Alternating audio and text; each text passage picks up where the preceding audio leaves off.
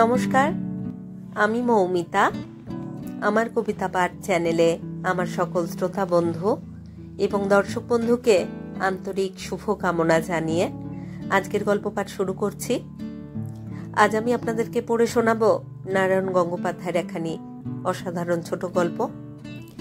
নারায়ণ গঙ্গোপাধ্যায়ের গল্প মানেই টান টান আকর্ষণ এবং কাহিনীতে ঠাসা। আজকে শোনাব গল্প ধস। শুনতে থাকুন আজকের গল্প ধস। বাইরে অল্প অল্প বৃষ্টি পড়ছিল। গায়ের গরম ব্লাউজটার উপর পাতলা বর্ষাতিটা চাপিয়ে দোরগোড়া পর্যন্ত এগিয়ে গেল কিরণলেখা। তারপর থেমে দাঁড়ালো 2 সেকেন্ডের জন্যে। মুখ না ফিরিয়েই বললে, আমি ঘণ্টাখানেকের মধ্যেই ফিরে আসব। কেউ সাড়া দিল না। সাড়া পাওয়ার জন্য অপেক্ষাও করল না কিরণলেখা। এক ঝলক হাওয়ার মতো নিঃশব্দে দরজাটা সামান্য একটু ফাঁক করে সে বেরিয়ে গেল রাস্তায়। নীল বর্ষাতিটা ডুবে গেল নীলচে কুয়াশার আড়ালে। একবার সেদিকে তাকিয়ে দেখল কি দেখল না ভবতোষ। মালিশে পিঠ উঁচু করে যেমনভাবে শুয়েছিল ঠিক তেমনইভাবে শুয়ে রইল। শুধু তার হাতে খবরের কাগজের একটা পাতা উল্টে গেল একবার। কাগজের খচখচ আওয়াজটা কেমন তীক্ষ্ণ ঠেকল কানে। একবারের জন্যে কুঁকড়ে উঠল ভবতোষের কপাল। তারপর জেনেভা বৈঠকে কেন্দ্রিত মনটা অসতর্কভাবে পিছলে পড়ল একটা কোম্পানির রিডাকশন সেলের বিজ্ঞাপনে। ঘরটা চুপচাপ। এইবার আঙুলের চাপে একটুও খড়খড় করে উঠল না কাগজটা। বাইরের নিঃশব্দ বৃষ্টি, সব চুপ। কাছের জানলার বাইরে আবছা আবছা পেন্সিলের টানের মতো ইলেকট্রিকের তারগুলো। একটা মেঘলা পাইন গাছের চূড়ো, রাস্তার ওপারে একখানা ভাঙা মোটরের হুড। সব কিছু যেন নিঝুম হয়ে গেল একসঙ্গে। আধশোয়া শরীরে একটা স্তব্ধ সমকোণ রচনা করে জুতোর বিজ্ঞাপনে ডুবে রইল ভবতোষ। আর কি করতে পারে? কি করবার আছে ওর? 1.5 বছর যদি চাকরি না থাকে, যদি দৈনিক কয়েকটা সিগারেটের পয়সার জন্যে হাত পাততে হয় স্ত্রীর কাছে, যদি জীবনটা চারিদিক থেকে একটা শক্ত থাবার মতো কুঁকড়ে আসতে থাকে, তাহলে 3 দিনের পুরনো একটা খবরের কাগজকে পরীক্ষার পড়ার মতো লাইনে লাইনে মুখস্থ করা ছাড়া আর কি করা চলে? সিনেমার খবর, জুতোর দাম, পাটের বাজার, জেনেভা বৈঠক আর সুন্দরবনের দুর্ভিক্ষ সমস্ত একাকার হয়ে যায়। শুধু থেকে থেকে গালে 2 দিনের দাড়ি অস্বস্তির চমক দিয়ে ওঠে। মুহূর্তের জন্য তালগোল পাকিয়ে যায় খবরের কাগজের লাইনগুলো। আর মনে হয় বলা যায় না 6 পয়সার একখানা ব্লেডের কথা কিছুতেই বলা যায় না কিরণলেখাকে। 80 ডিগ্রির বিস্তৃতি থেকে এবার 60 ডিগ্রিতে নিজেকে সংক্ষিপ্ত করে আনলো ভবতোষ। কাগজটা খসে পড়ল মেঝের ওপর। আবার খানিকটা খচখচ খড়খড় শব্দ কেমন যেন কানে লাগলো ওর। ভবতোষ আজকাল অদ্ভুত রকমের স্পর্শকাতর হয়ে উঠেছে। সেদিন জানালার কাছে ডেঙ্গুর মশার মতো কি একটা বসেছিল। হঠাৎ মনে হয়েছিল ওইটে গা এসে পড়লে অস্বাভাবিক গলায় একটা চিৎকার করে উঠবে সে। এ কি নার্ভাস ব্রেকডাউন? এর জন্যেই কি মানুষ জেগে জেগে দুঃস্বপ্ন দেখে? এর জন্যেই কি একটা কালো বেড়াল যখন তখন ঘরের আনাচে কানাচে ঘুরে বেড়ায়? দেওয়ালে নিজের ফটোটা বদলে গিয়ে একটা মরা মানুষের মুখে রূপান্তরিত হয়ে যায়? এই জন্যেই কি নিজের গলা টিপে ধরতে ইচ্ছে করে 2 হাতে? একটা বৈজ্ঞানিক জিজ্ঞাসা জাগিয়ে তুলে নিজেকে বিশ্লেষণ করতে চাইল ভবতোষ। যে কারণে একদিন কিরণলেখা তীব্র আকর্ষণে টেনেছিল ভবতোষকে, আজ ঠিক সেই কারণেই নিজেকে বড় বেশি পরাভূত মনে হয় ভবতোষের। পোস্ট গ্র্যাজুয়েটের 150 ছেলের ঈর্ষাভরা দৃষ্টির সামনে কিরণলেখা ভবতোষের জীবনে এসেছিল, ঠিক স্ত্রী হয়ে নয়, প্রতিপক্ষের মতো। ভবতোষকে সে মেনে নেবে না, মানিয়ে নিতে হবে। পুরুষের মতো লম্বা চওড়া শক্ত চেহারা, চোখের দৃষ্টিতে একটা স্তব্ধ উগ্রতা, নিরলঙ্কার কাটছাঁট ভাষা। বইয়ের পাতা থেকে মিনিট খানেকের জন্যে চোখ তুলে তুলে শুনেছিল বিয়ের প্রস্তাবটা। তারপর একটা লাল পেন্সিল তুলে নিয়ে মার্জিনে দাগ দিতে দিতে বলেছিল, আমার আপত্তি নেই, তবে মাস 3 আগে নয়। ভবতোষ উচ্ছ্বসিত হতে যাচ্ছিল, কিন্তু আর একবার চোখ তুলে তাকিয়েছিল কিরণলেখা। দৃষ্টিতে একটা নিরুত্তাপ শাসন। পড়ার সময় আর বিরক্ত করো না, কথা তো হয়ে গেল, এবারে যেতে পারো। কিরণলেখার হাত প্রথম মুঠোর মধ্যে নিতে পেরেছিল ভবতোষ রেজিস্ট্রেশন অফিসে। ভবতোষের হাত কেঁপেছিল, কিন্তু কিরণলেখার কঠিন আঙুলগুলোতে কোথাও এতটুকু চাঞ্চল্যের ছোঁয়া ছিল না। সেদিনও নয়, তারপরও নয়। 3 বছর ধরে সহজ স্বাভাবিক চুক্তির মতো ঘর করেছে দুজনে। ভবতোষ একটা চলনসই চাকরি জুটিয়েছে। মেয়েদের স্কুলে অ্যাসিস্ট্যান্ট হেডমিস্ট্রেস হয়েছে কিরণলেখা। সসম্মানে সংসার করেছে দুজনে, কারোর কাছেই কাউকে মাথা নিচু করতে হয়নি। তারপর চাকরি গেল ভবতোষের। অফিস থেকে বেরিয়ে এসে অনেকক্ষণ দাঁড়িয়ে রইল ডালহৌসি স্কোয়ারের রেলিংয়ে হেলান দিয়ে।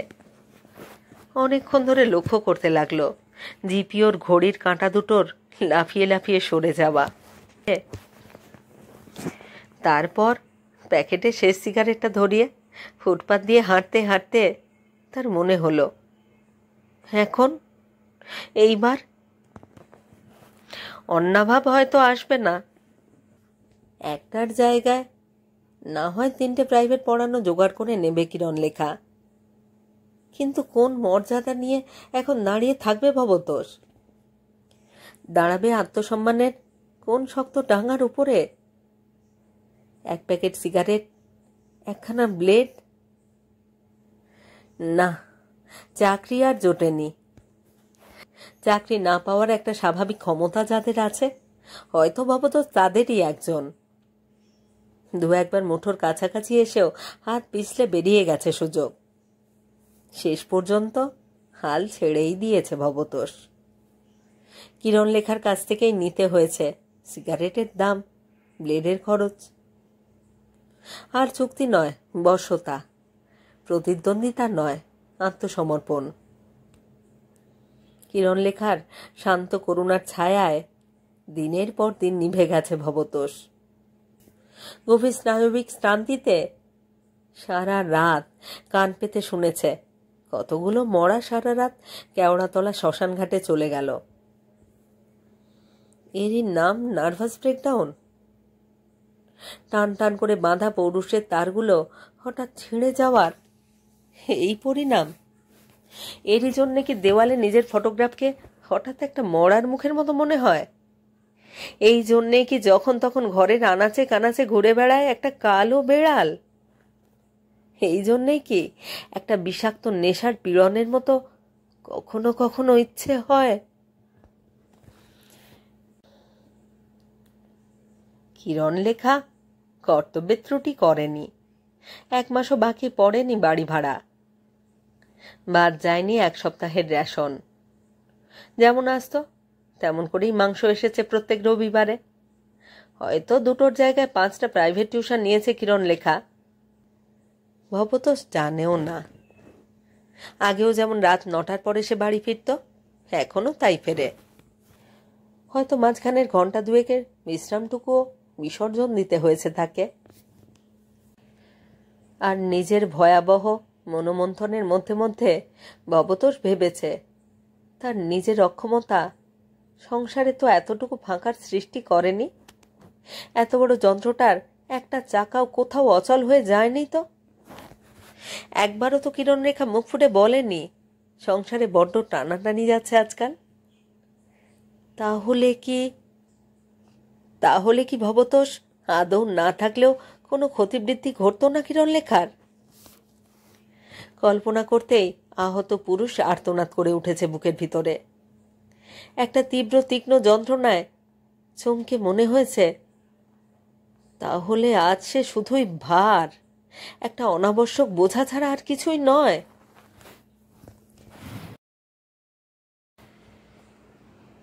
শেষ পর্যন্ত চোখ পড়েছে কিরণ লেখার।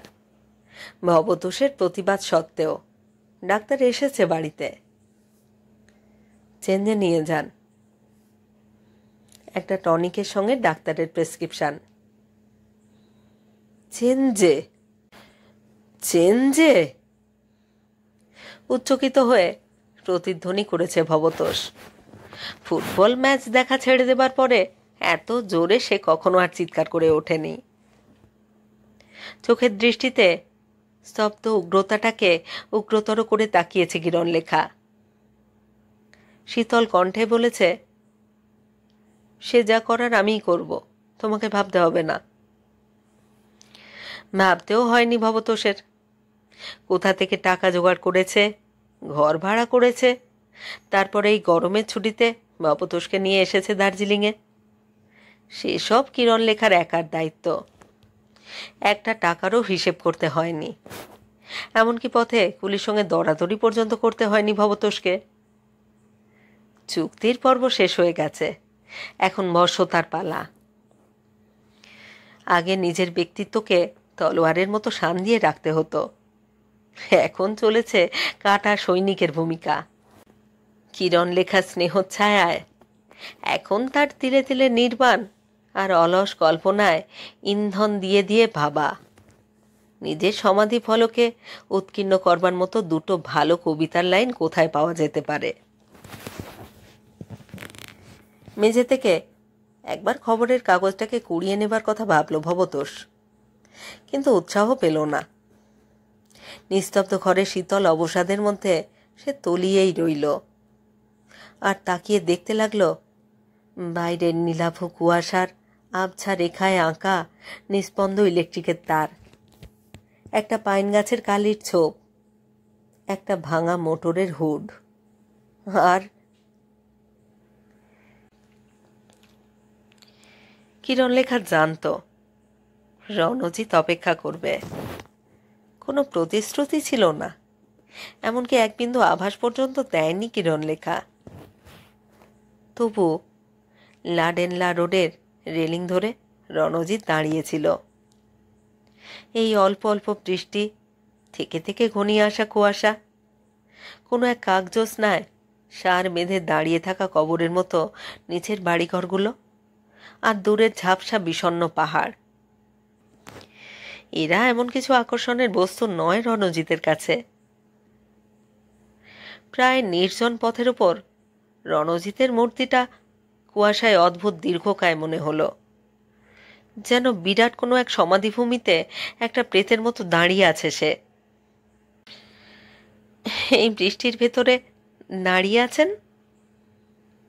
কেমন চমকে উঠল রণজিৎ। কেন কে জানে, হয়তো আগে থেকে কিরণ লেখাকে দেখতে পায়নি, সেই জন্যেই। হয়তো কিরণ লেখা আসতে পারে এই কল্পনাতেই তদ্গত হয়েছিল সে। এসে পড়ায় বাস্তবতাকে ঠিক সহজভাবে মেনে নিতে পারল না। রণজিৎ বলল, আপনি? অভিনয়? কিরণ লেখা অল্প একটু হাসল।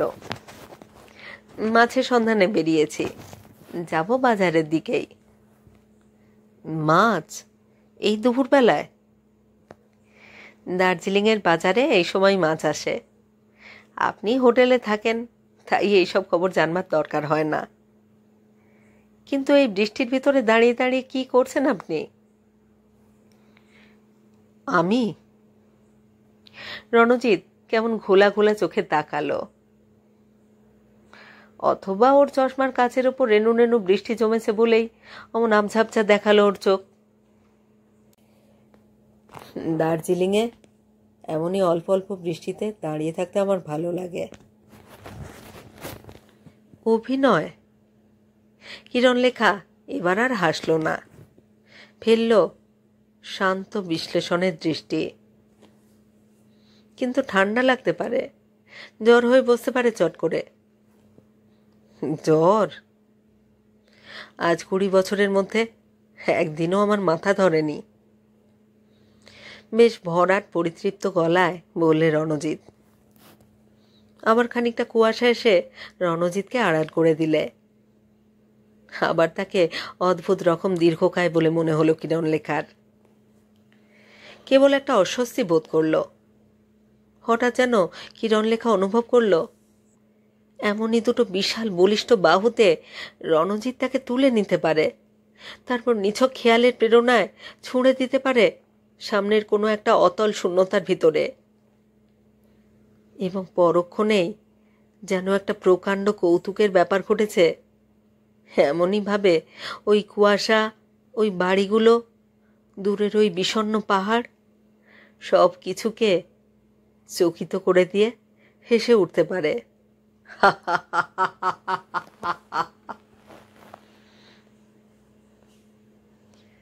কথার মোড় ঘুরিয়ে দিতে চাইল কিরণলেখাই। তারপর আর কতদিন থাকবেন এখানে? কিছু ঠিক করিনি এ পর্যন্ত। এখনো লম্বা ছুটি রয়েছে হাইকোর্টের। যদি ভালো লাগে হয়তো আরো 2 সপ্তাহ কাটিয়ে যেতে পারি।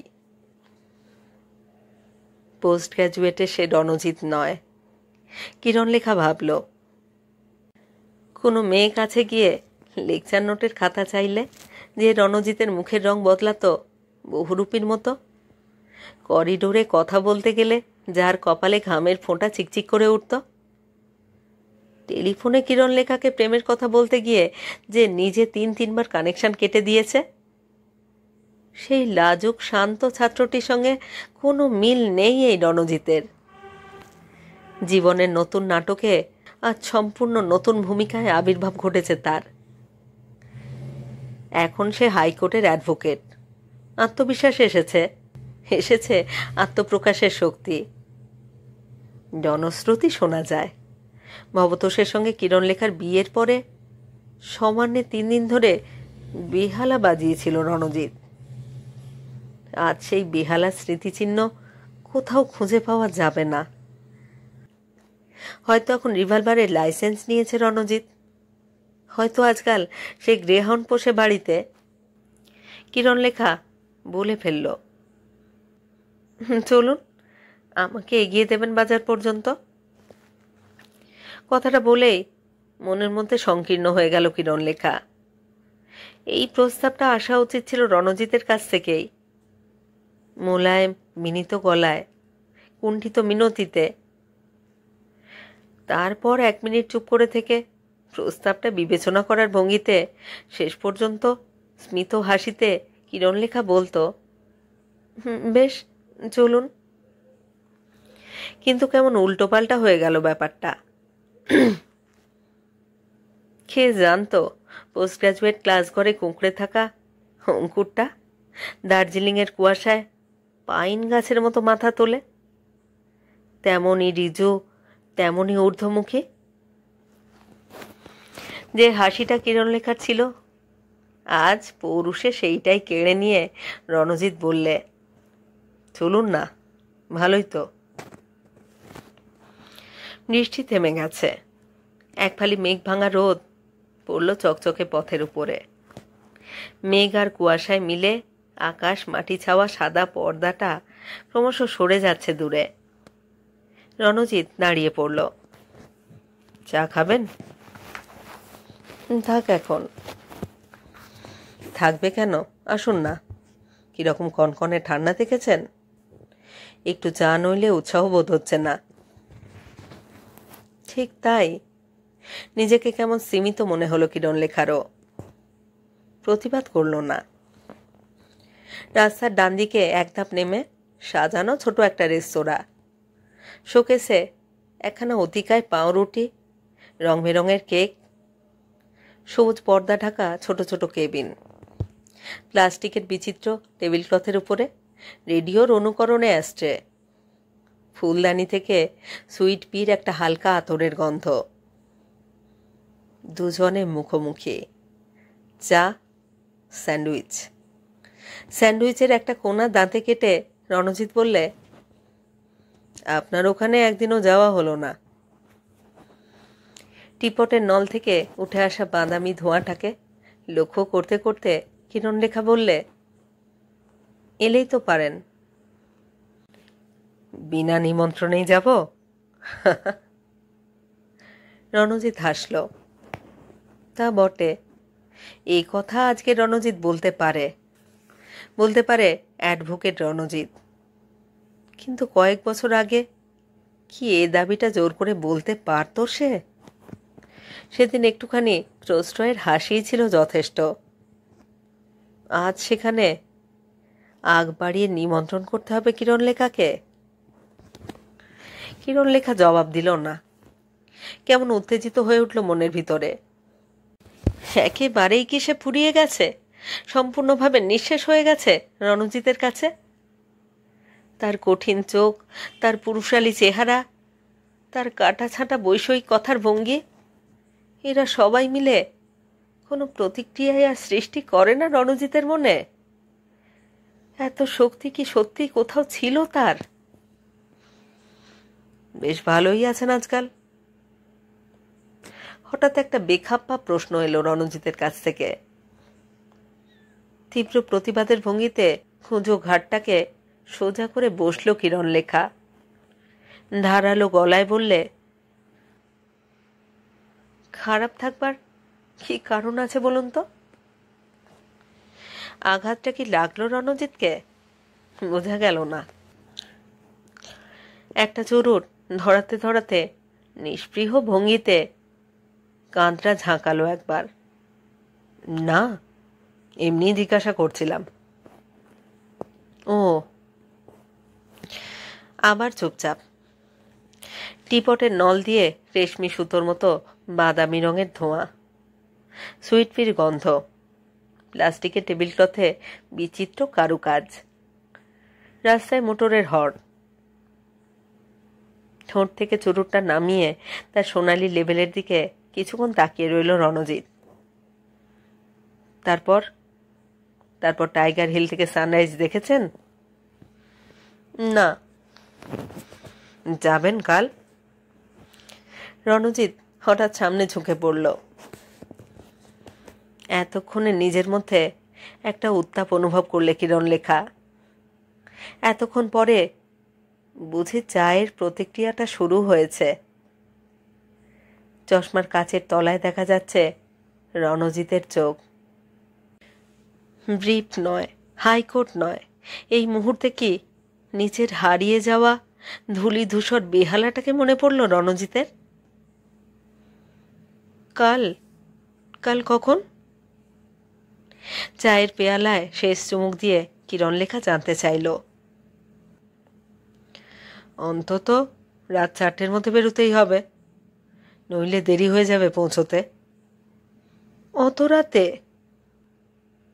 রণজিৎ হাসল। ভয় করবে? ভয়? আবার ছড়িয়ে যেতে চাইছে রণজিৎ, আবার মাথাটা তুলতে চাইছে অনেক উপরে। কিন্তু বাইরে এখন আর কুয়াশা নেই। হঠাৎ রোদ উঠেছে, তীব্র খরধার রোদ। এই রোদে মনে পড়ে কলকাতাকে, college street, double decker, university, lift, পেছন থেকে বাংলা ডিপার্টমেন্টের কবি কবি চেহারার হ্যাংলা ছেলেটার ছুঁড়ে দেওয়া মন্তব্য। একটা ঘৃণার দৃষ্টি ফেলতে অনুকম্পা হয়। বেশ, যাব। রণজিৎ বললে, ধন্যবাদ। কদিন থেকেই প্ল্যান করছি, কিন্তু একা একা যেতে কিছুতেই উৎসাহ হয় না। তাহলে কাল ভোরেই আমি গাড়ি নিয়ে আসব, লাডেনলা রোডে। হর্ন দেব, আপনি রেডি হয়ে থাকবেন। আচ্ছা। কিন্তু ভবতোষের কথা কেউ তুলল না। রণজিৎ বলল না, মনে করিয়ে দিল না কিরণলেখাও। রণজিতের সঙ্গে এই শক্তি পরীক্ষায় কোথাও কোনো ভূমিকা নেই ভবতোষের, এমনকি দর্শকেরও না।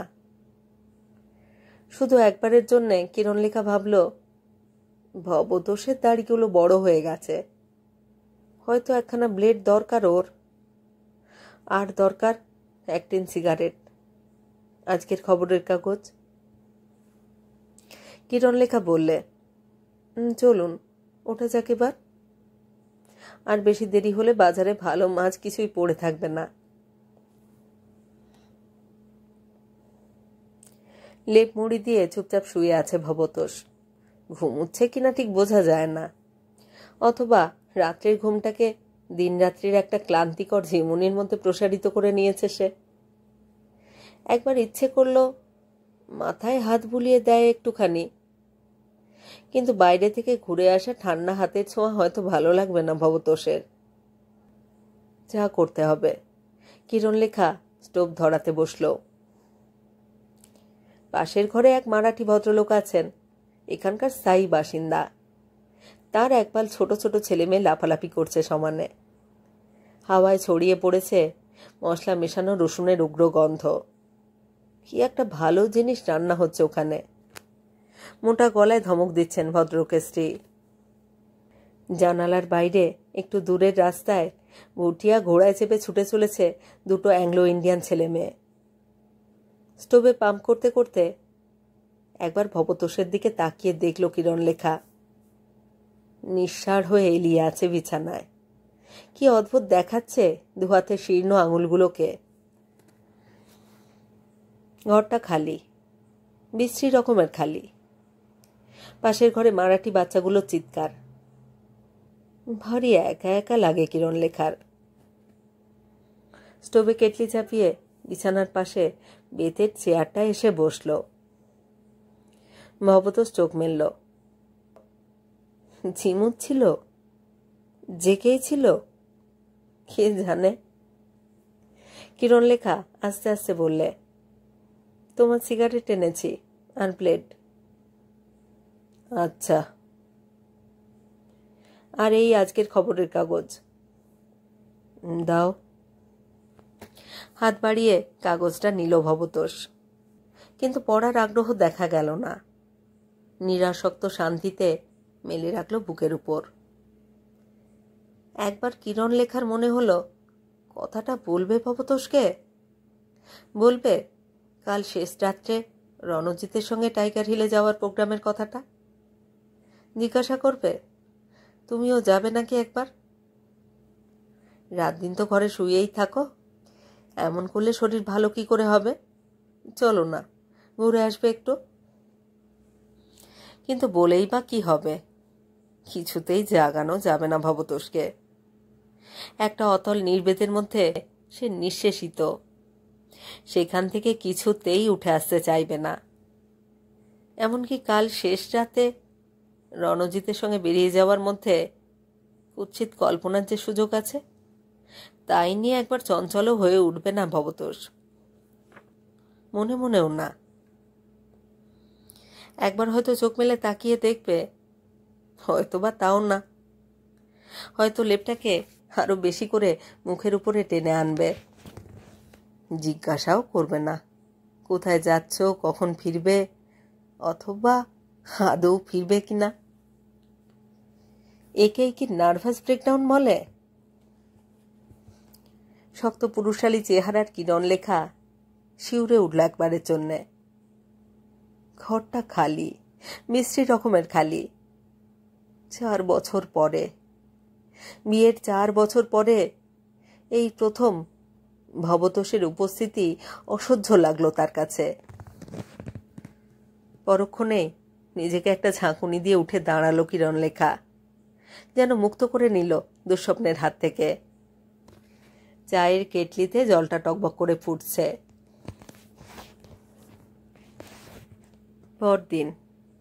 পরদিন কিরণলেখার ঘুম ভাঙল ভোর 4টের আগেই। চোখ মেলেই বৃষ্টি পড়ল পাশের টিপয়ের উপর। ভবতোষের রেডিয়াম ডায়াল ঘড়িটা ঝকঝক করছে ওখানে। কাচের আড়াল থেকে কতগুলো সবুজ অগ্নিবিন্দু হিংস্রভাবে জলজল করছে। রণজিতের আসতে 15 মিনিট দেরি আছে এখনো। সহজ স্বাভাবিক নিঃশ্বাস পড়ছে ভবতোষের।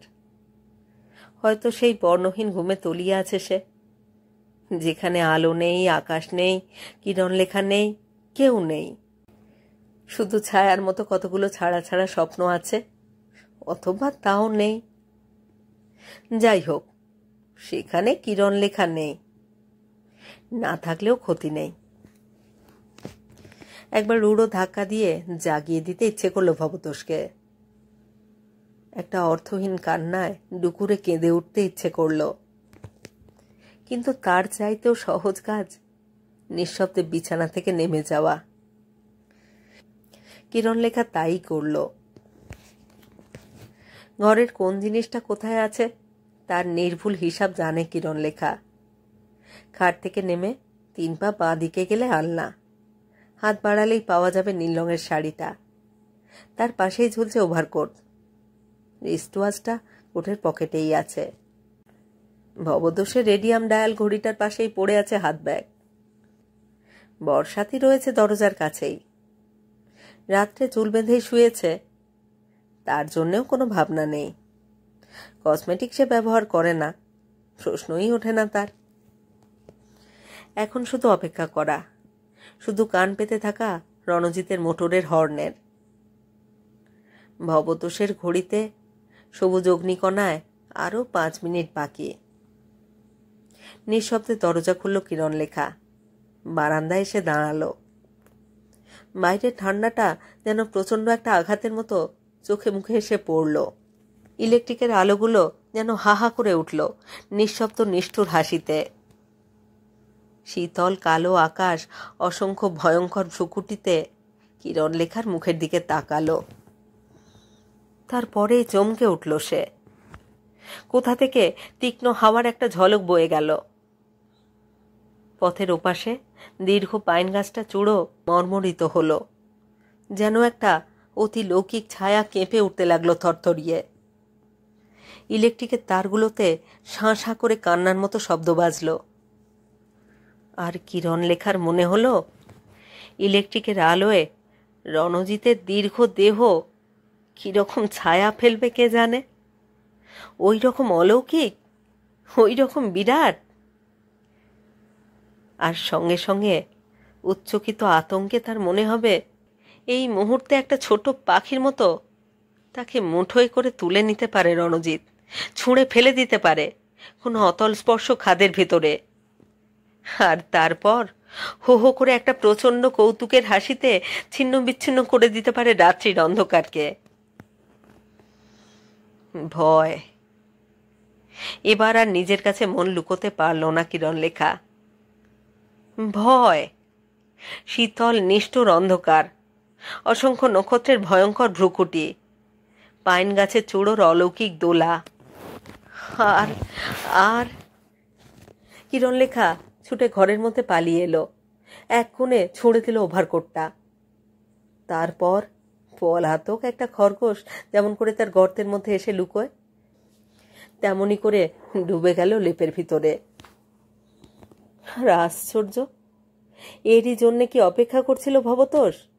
সে কি জানতো এমনই একটা কিছু ঘটবে? নইলে আজ 2 বছর পাশে পাশে শুয়েও ঘুমের ঘোরে যে ভবতোষ কিরণলেখাকে স্পর্শ করেনি, সে কেন তাকে এমন করে জড়িয়ে নিলে বুকের মধ্যে? বাইরের রাস্তায় একটা মোটর থামল, 2 বার হর্ন বাজালো। কিরণলেখা আরো বেশি করে সরে এলো ভবতোষের বুকের মধ্যে।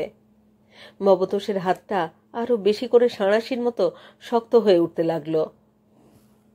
তারপর কতবার হর্ন বাজলো, কতক্ষণ ধরে অধৈর্য প্রতীক্ষায় বাজতে বাজতে থেমে গেল। কিরণলেখা টেরও পেল না। সমস্ত রাত্রে বিনিদ্র অস্বস্তির পরে এইবার প্রথম তার চোখ ভরে ঘুম নেমে এলো। কিরণলেখা জানত রণজিৎ ক্ষমা করবে না। একবার যখন দাবি করতে শিখেছে তখন সহজে সে ছাড়বে না দাবি, কিছুতেই না। পোস্ট গ্রাজুয়েটের নিরীহ নিস্তরঙ্গ রণজিতের মধ্যে একটা উগ্র ক্ষুধার্ত জাগরণের পালা শুরু হয়েছে। আর সে বেহালা বাজায় না, হয়তো রিভলভারের লাইসেন্স নিয়েছে এখন। দুদিন ইচ্ছে করেই সে এড়িয়ে গেল ল্যাডেনলা রোড, ম্যাল, দারোগা বাজারের রাস্তা। যে নেপালি কাঞ্চাটা দুবেলা বাসন মাজে, ঘরদুয়ার পরিষ্কার করে দেয়, বাজার করালো তাকে দিয়েই।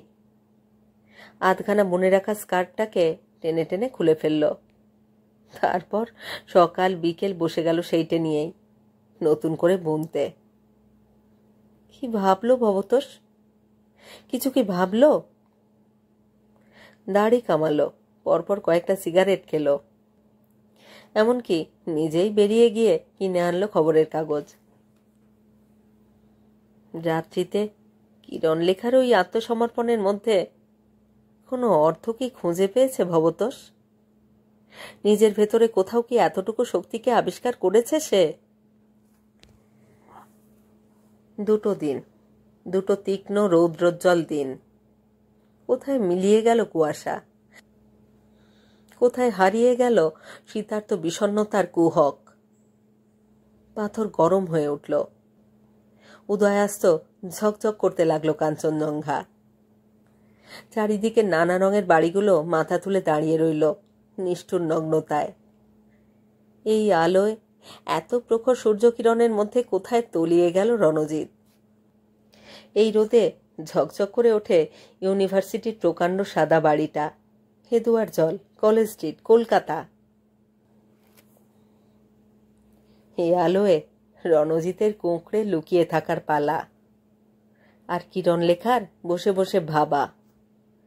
এতখানি প্রশ্রয় কি করে সে দিয়েছিল রণজিৎকে? কেমন করে সে বলতে পেরেছিল, আমাকে এগিয়ে দেবেন বাজার পর্যন্ত? রণজিৎ এলো আরো দুদিন পরে। এতটা দুঃসাহস কোথা থেকে এলো রণজিতের? সে অসংকোচে চলে আসতে পারলো সেখানে, যেখানে ভবতোষ আছে। কেমন করে সে দুমদুম করে ঘা দিতে পারলো দরজায়, যেন দরকার হলে ভেঙেই ফেলবে। তার কারণ ছিল বৃষ্টি, অশ্রান্ত বৃষ্টি। উজ্জ্বল তীক্ষ্ণ আকাশ পোড়া ছাইয়ের মতো রং ধরেছিল দিনের বেলা। রাত্রির অন্ধকারে তা আলকাতরার মতো কালো হয়ে উঠেছিল। সামনের পাইন গাছটায় আছড়ে পড়তে লাগলো ঝোড়ো হাওয়ার ঝলক। শনশন করে আর্তনাদ করে চলল ইলেকট্রিকের তার। আর সেই সময় প্রচণ্ডভাবে দরজায় ঘা দিলে রণজিৎ। হাতের বোনাটা ফেলে দিয়ে উঠে দাঁড়ালো কিরণ লেখা, যেন ভূত দেখল।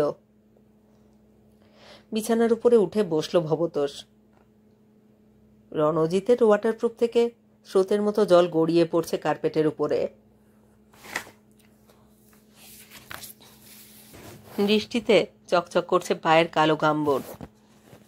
ওয়াটারপ্রুফটাকে একপাশে ছুঁড়ে ফেলে দিয়ে সে শব্দ করে একটা চেয়ারের উপরে বসে পড়ল। আজ বিনা নিমন্ত্রণেই সে এসেছে। তারপর সহজ স্বাভাবিক গলায় বললে, অনেকদিন পরে দেখা হলো ভবতোষ, ভালো আছো তো? কি একটা বলতে চাইলো ভবতোষ, বলতে পারল না। শুধু দুটো কোটরে বসা চোখের ভেতর থেকে স্তিমিত দৃষ্টিতে চেয়ে রইল রণজিতের দিকে। সে দৃষ্টিকে রণজিৎ গ্রাহ্য করল না। কিরণ লেখা দেখল বাঘের মতো দপদপিয়ে উঠেছে রণজিতের চোখ।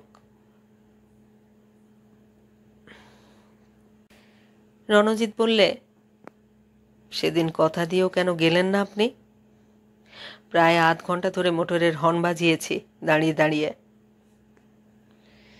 বাইরে বৃষ্টির একটানা শব্দ, ইলেকট্রিক তারের গুঞ্জন, পাইন গাছটার আর্তনাদ। কি ভয়ঙ্কর, কি অদ্ভুত ব্যক্তিত্ব নিয়ে এসেছে রণজিৎ। এই দুর্যোগের পটভূমিতে যেন হিংস্র একটা বন্য শক্তির মতো আবির্ভূত হয়েছে সে। কে জানে তার ওভারকোটের পকেটে একটা রিভলভারও আছে কিনা।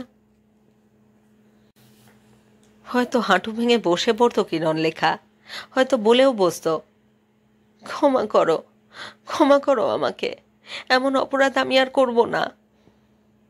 হয়তো রণজিৎ যদি তার হাত ধরে এই ঘর থেকে টেনে বের করে নিয়ে যেত, এক বিন্দু প্রতিবাদের শক্তি থাকতো না কিরণলেখার। কিন্তু সেই মুহূর্তেই বৃষ্টি আর হাওয়ার সমস্ত কলরবকে ছাপিয়ে ভয়ঙ্কর গুরুগুরু শব্দ উঠল একটা। সে শব্দ আকাশে নয়, মাটিতে। একটা প্রচণ্ড ভূমিকম্পের মতো দুলে উঠল ঘরটা। খাটের উপর থেকে লাফিয়ে নেমে পড়ল ভবতোষ। ধস নামছে। আবার সেই গুরুগুরু ধ্বনিটা কানে এলো, আরো তীব্র, আরো ভয়াল। দপ করে নিভে গেল ঘরের ইলেকট্রিকের আলোটা। মেঝেটা দুলতে লাগলো। পাশের মারাঠি পরিবারের থেকে শোনা গেল আকুল কান্নার শব্দ। মরমর করে পাইন গাছটা ভেঙে পড়ল। ঘরের পিছনের দিকটা হঠাৎ নিজেকে বিচ্ছিন্ন করে নিয়ে টুকরো টুকরো কাঠের মতো ঢালু বেয়ে গড়িয়ে চলল। একটা পৈশাচিক আর্তনাদ করে বাইরে লাফিয়ে পড়ল রণজিৎ, কিন্তু বেশি দূর যেতে পারল না। সামনে পিছনে দুদিকে নিশ্চিহ্ন হয়ে গেছে পথের রেখা। থমকে দাঁড়িয়ে পড়ল সে।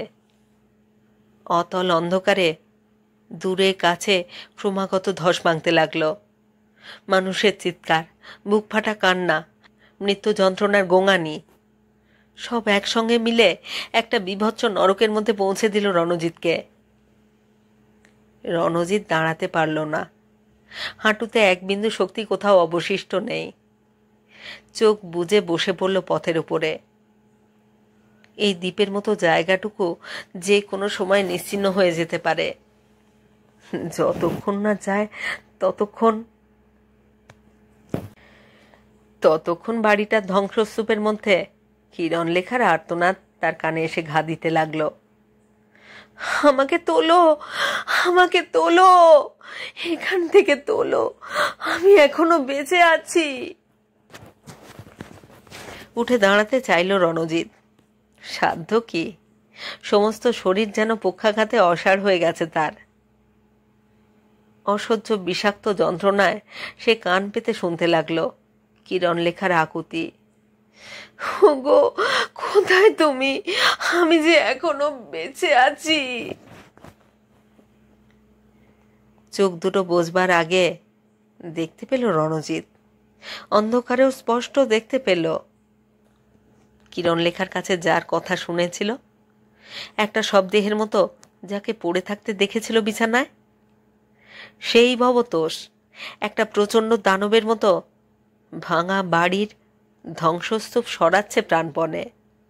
এত শক্তি, এমন অমানুষিক শক্তি কোথায় পেল ভবতোষ? কি করে এমন ভয়ঙ্করভাবে বেঁচে উঠল সে, যে কিরণলেখাকে সে বাঁচিয়ে তুলবেই?